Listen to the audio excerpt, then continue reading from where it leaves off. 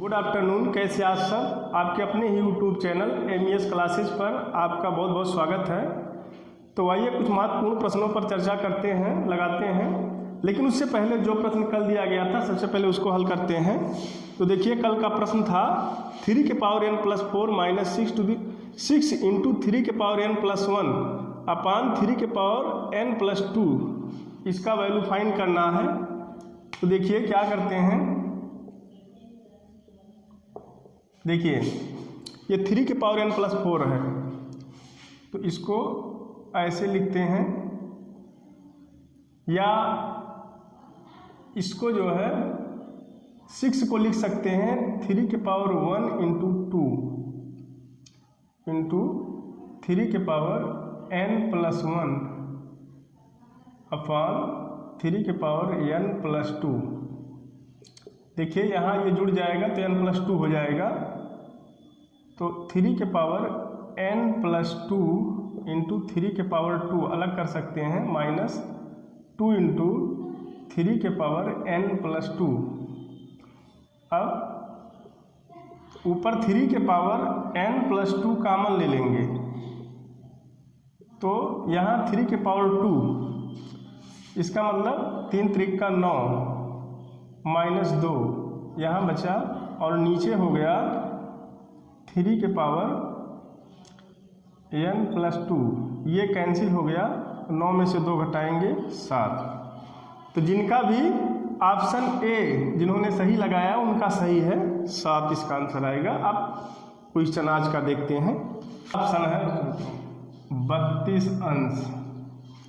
देखिए प्रश्न है, चक्रीय चतुर्भुज ABCD की भुजाएं AB और DC बढ़ाई जाने पर E पर मिलती हैं और भुजाएं AD और BC बढ़ाई जाने पर F पर मिलती हैं।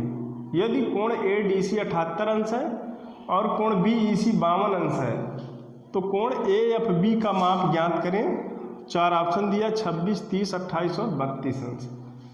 तो चक्रीय चतुर्भुज क्या होता है? ऐसा चतुर्भुज जिसके चारों शीर्ष किसी वृत्त की परिधि पर स्थित हो उसे चक्रीय चतुर्भुज कहते हैं। तो सबसे पहले फिगर बना लेने से आसान हो जाएगा। एक वृत्त बना लेते हैं। अब जो है इसके चतुर्भुज के चारों शीर्ष वृत्त की परिधि पर हैं, तो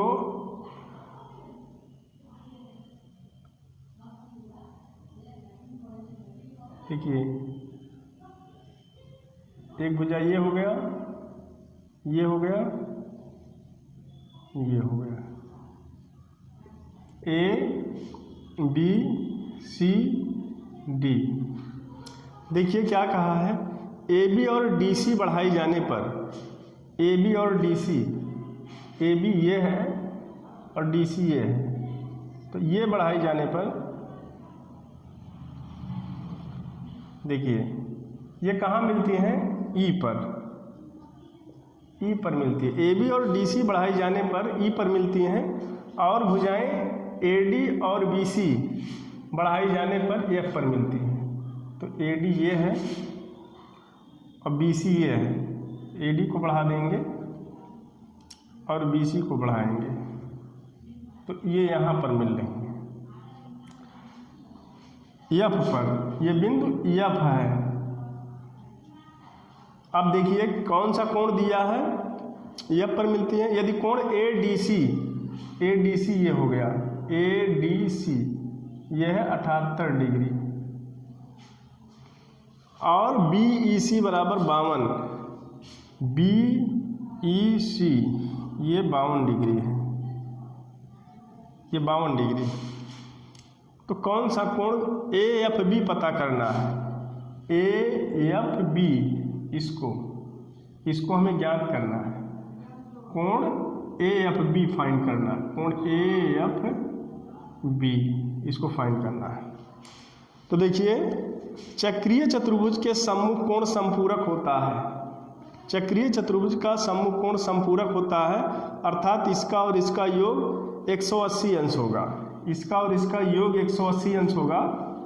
तो 78 ये है, तो B कितना होगा, 180 में से घटा लेंगे, कोण B बराबर कोण बी बराबर 180 माइनस 78, 10 में से 8 घटाएंगे 2, 7, 102 अंश।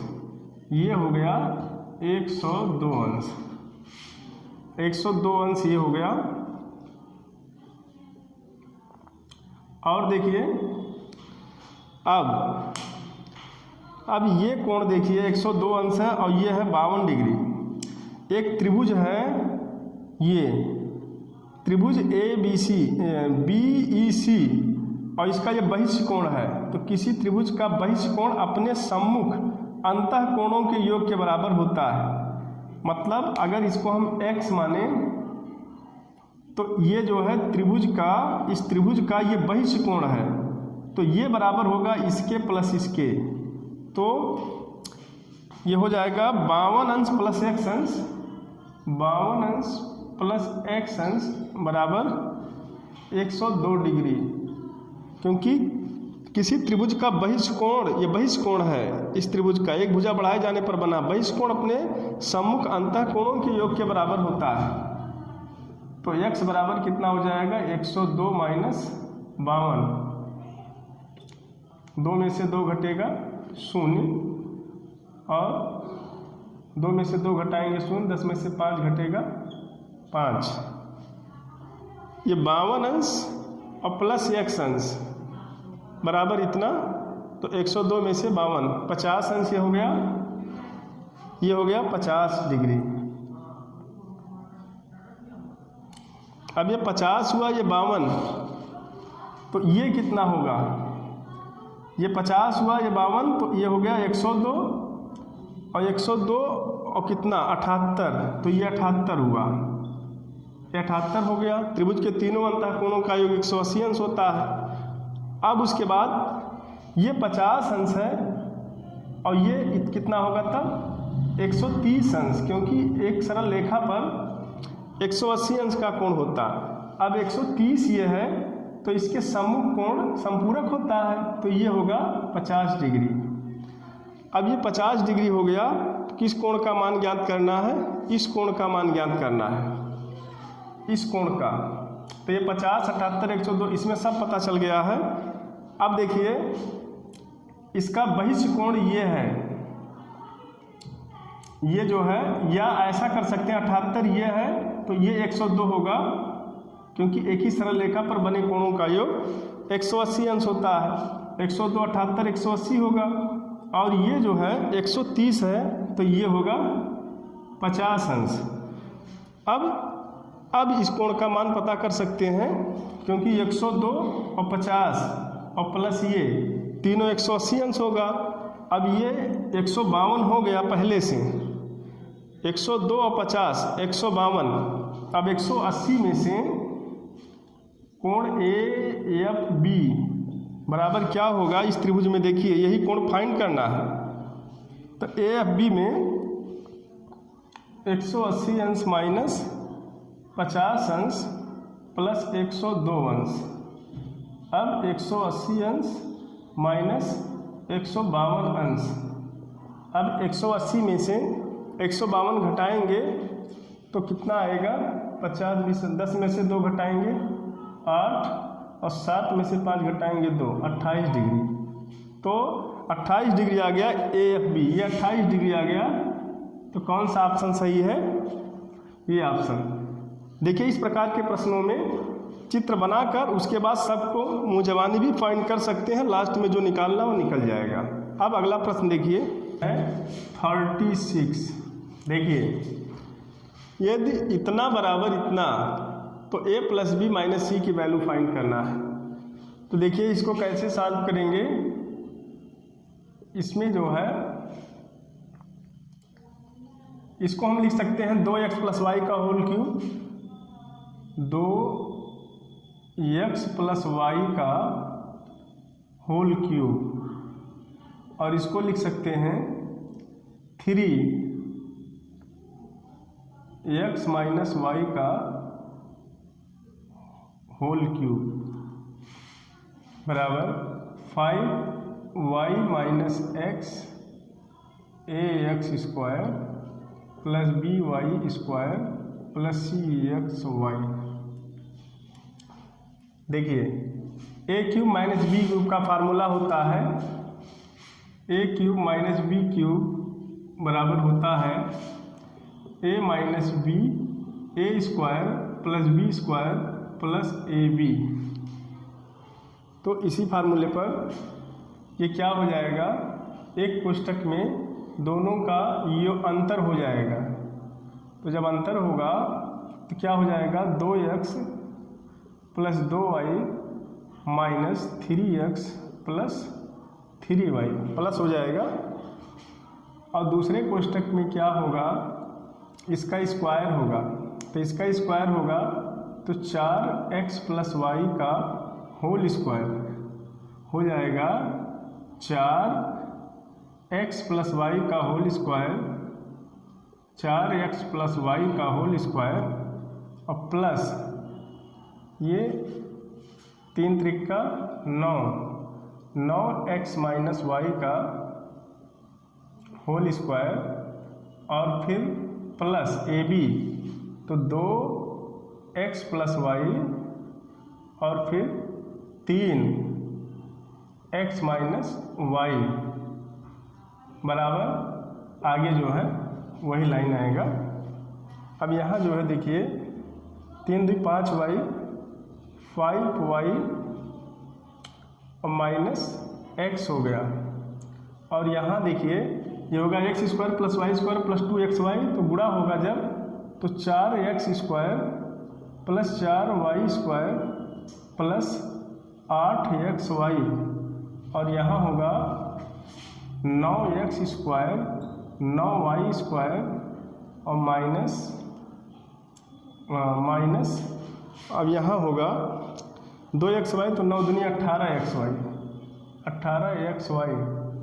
और यहाँ देखिए 2 3 6, ये 6 हो गया और ए वर्ग ऋण बी वर्ग, तो 6x square minus 6y square बराबर आगे क्या है, आगे 5y माइनस x और ax square plus by square plus cxy ये है, ये कैंसिल हो जाएगा यहीं पर। और देखिए अब यहाँ जो है 4x स्क्वायर यहाँ है 9x स्क्वायर, 9 4 13x स्क्वायर और 13 और फिर 6 13 6 19। देखिए 4 3 जगह है ये और ये है सजातीय पद ये, तो 9 4 13 6 19 x स्क्वायर।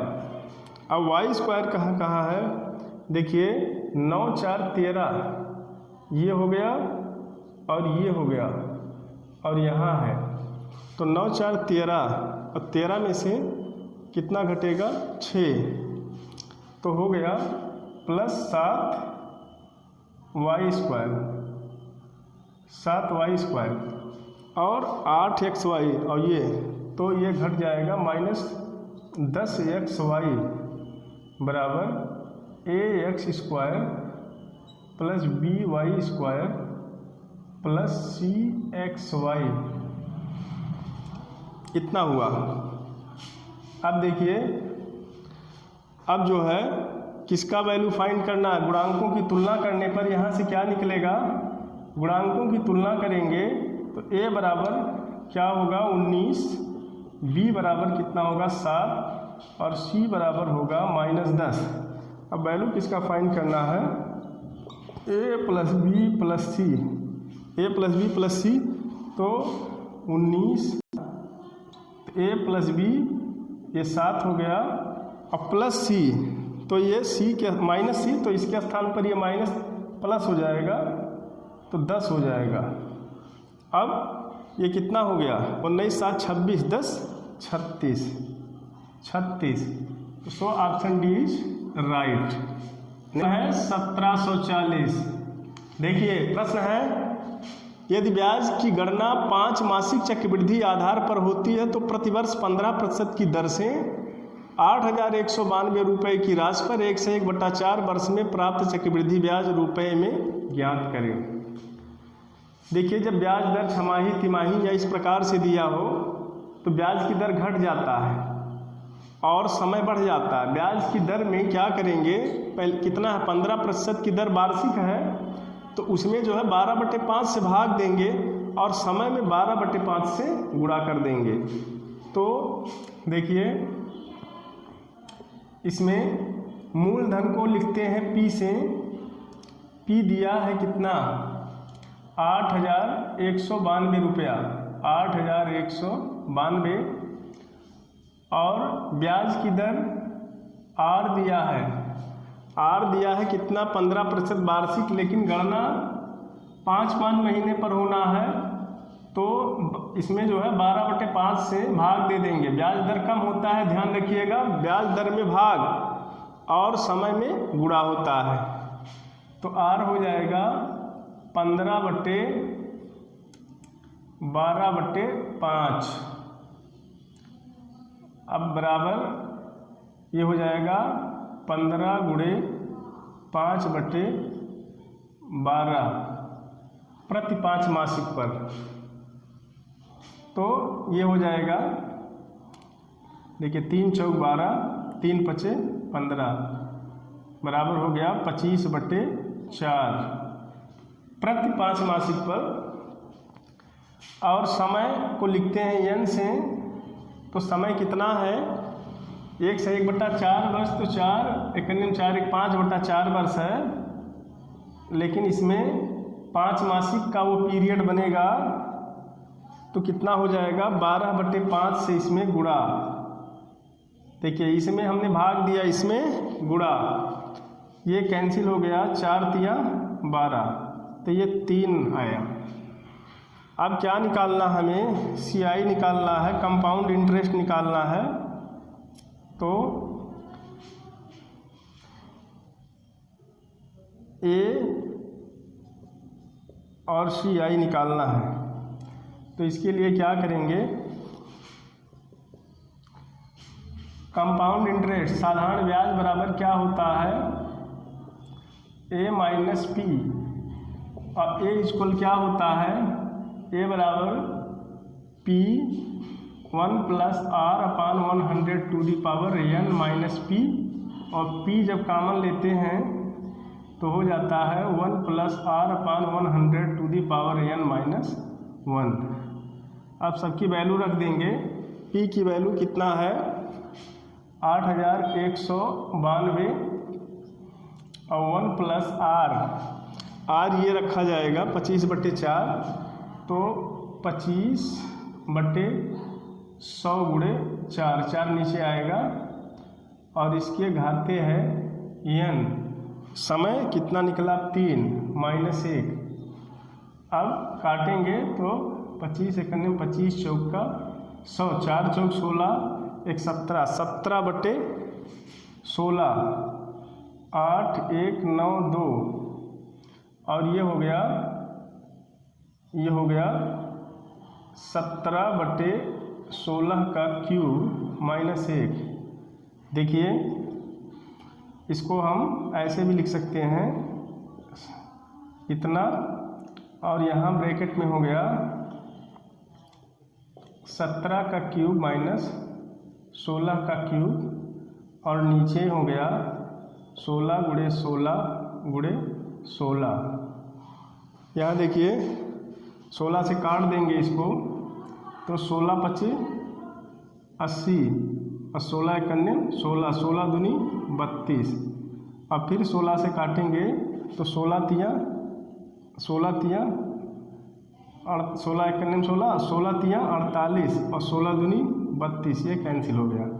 इसको काटेंगे 16 दूनी 32, तो यहाँ कितना बचा है 2, और यहाँ a³ - b³ का फार्मूला लगा लेंगे। तो a³ - b³ बराबर क्या होता है, a³ - b³ बराबर a - b a² + b² + ab, यही फार्मूला यहाँ कर लेंगे, कैलकुलेशन थोड़ा आसान हो जाएगा। तो 17 - 16, और दूसरे में 17 का स्क्वायर + 16 का स्क्वायर और प्लस 17 × 16।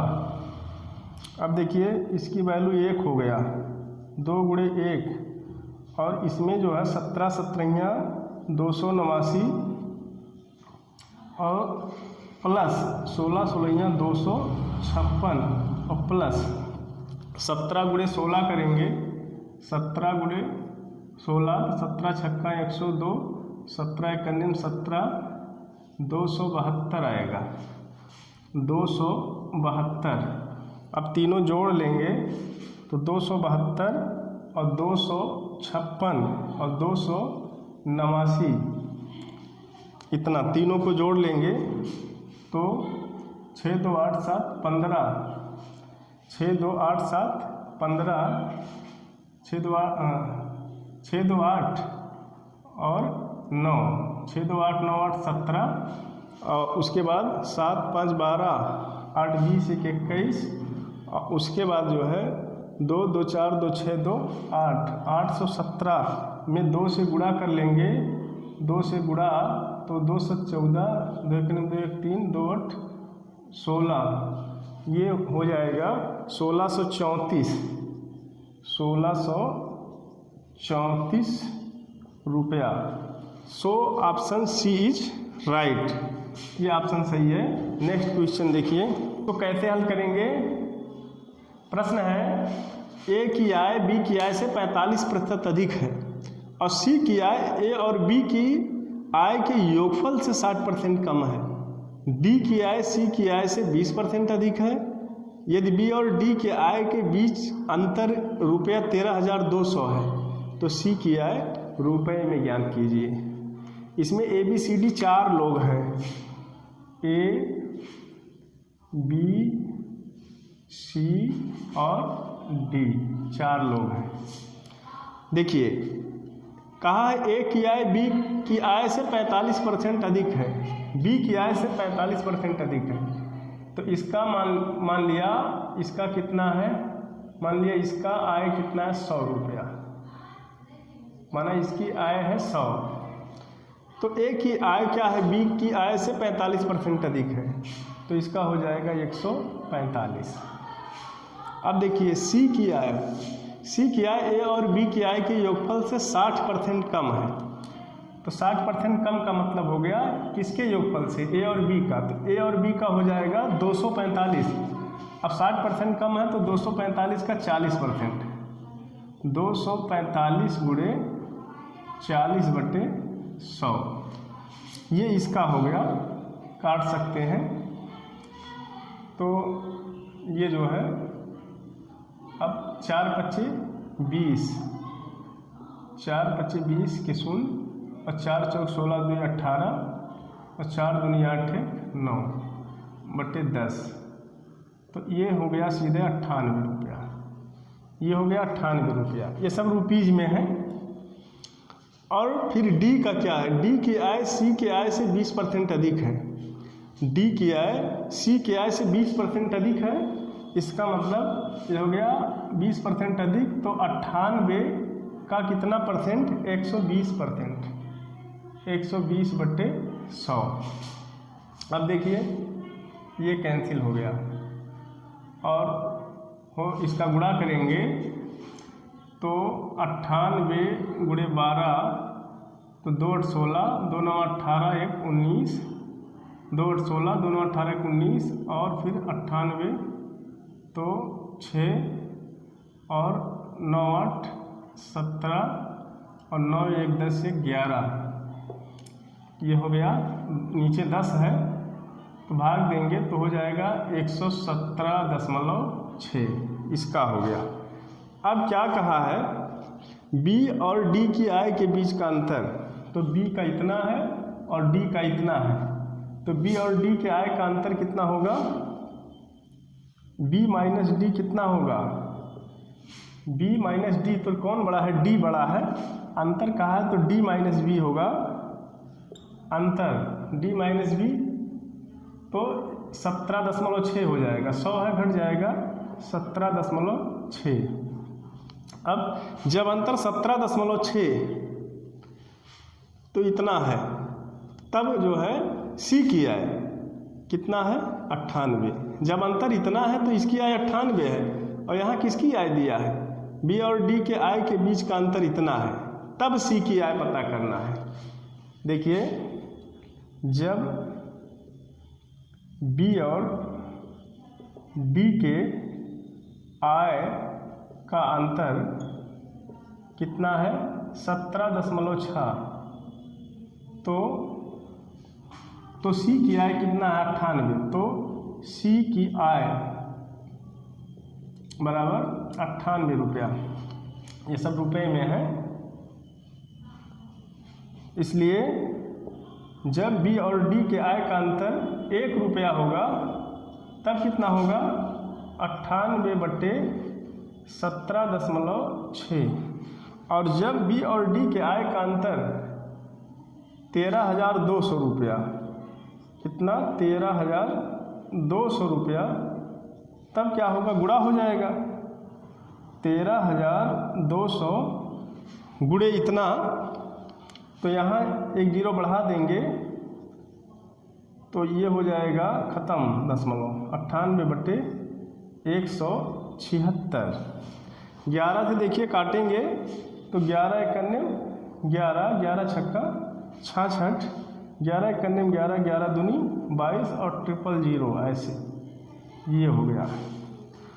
अब देखिए, अब इसको काटेंगे 4 से काट दें, 4 से या हाँ कट जाएगा, 4 चौक 16, 4 तिया 12, इतना हो गया।